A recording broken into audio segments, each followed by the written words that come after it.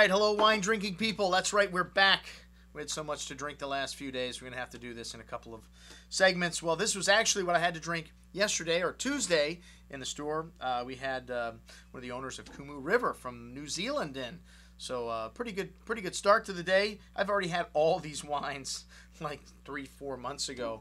The gentleman was here and gosh, same vintages. So obviously these wines may be a little bit of a tough sell in this market, but really good wines nonetheless. Very well made, very balanced, and you know, pretty good values too. The wines were not that expensive. It seems like these wines have come down in price actually. Well, hey, pop quiz. What's the trend? Price is coming down, except on Lafite and some other, you know, high-end Bordeaux items and some other collectibles. But we've seen a lot of great deals over the last year and a half.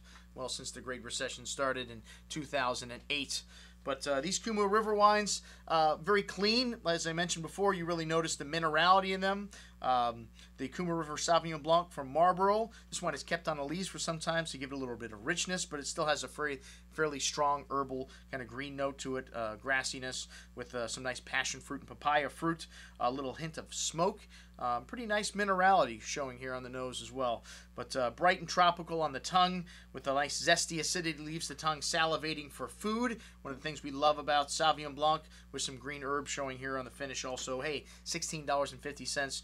Man, there's a ton of great Sauvignon Blanc coming from New Zealand for short money. All right, next up, the Pinot Gris, something they also do great in New Zealand. And we don't have a lot of Pinot Gris in the store from New Zealand, but we have had some great stuff this year. These clay-based soils tend to give the vines an even lower yield, and really everything is done by hand by this winery, which is something that is unique in New Zealand because unlike in this country and France and Europe, they don't have a labor force. So most everyone's got to harvest mechanically in places like New Zealand and Australia, but these guys do it all by hand. I guess the winery is located close enough to the city where they can get people to do that.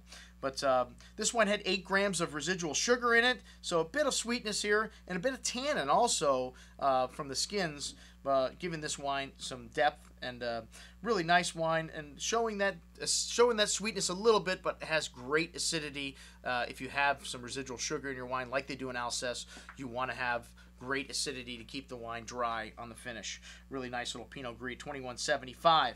All right, next up, the 2007 Kumeu River Chardonnay Village. And again, this wine's showing some lovely limestone hints. They make 4 Chardonnays, and this stainless steel version is fermented on the wild yeast, so they don't use any, you know, they use all the indigenous strains of yeast, which I really don't notice a huge difference between wild yeast and the stuff inoculated wines. But some people say that certain strains of yeast give you particular flavors and aromas in the wine. But all right, enough about that. We notice a little oyster shell kind of note in this wine. Very clean, very Chablis-like version of Chardonnay, and $18.75. Then we had their Estate Chardonnay 06, the Mate Chardonnay 07, and you know, both of the wines pretty good. I think, you know, for New Zealand Chardonnay, they're definitely the benchmark. The Mate Chardonnay showed some signs of depth and complexity that you get from a white Burgundy, and a small production wine, only 1,000 cases. But for the most part, New Zealand Chardonnay, not a huge category for us. Sauvignon Blanc, the big seller for New Zealand. All right, well, we had a few people in the store yesterday.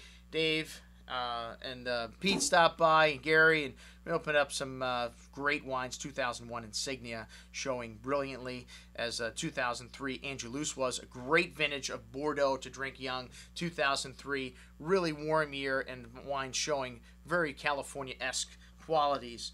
But some great stuff. Thank you guys very much. And we had a little meeting with Keith from Lynmar at the same time, kind of trying to compete with those wines with Pinot Noir and Chardonnay. Some very nice wines, but kind of hard to focus on those wines after having a glass of Insignia 01 and a glass of Angelus 03. And I think we had a few other wines. The Le Soleil from Craigie Range. That Syrah was killer, man. Oof, big and just hit you over the head, but at the same time had lovely freshness on the finish. Big spice, reminded me of a Hermitage from the Northern Rhone. Wow. Well, check out all the reviews if you're looking for some great Pinot and Chardonnay and the Lynmar wines. That's what I had to drink yesterday in the store. I'm your host, Andrew Lampasone, signing off for the Wine Watch, saying remember, always drink the good stuff first.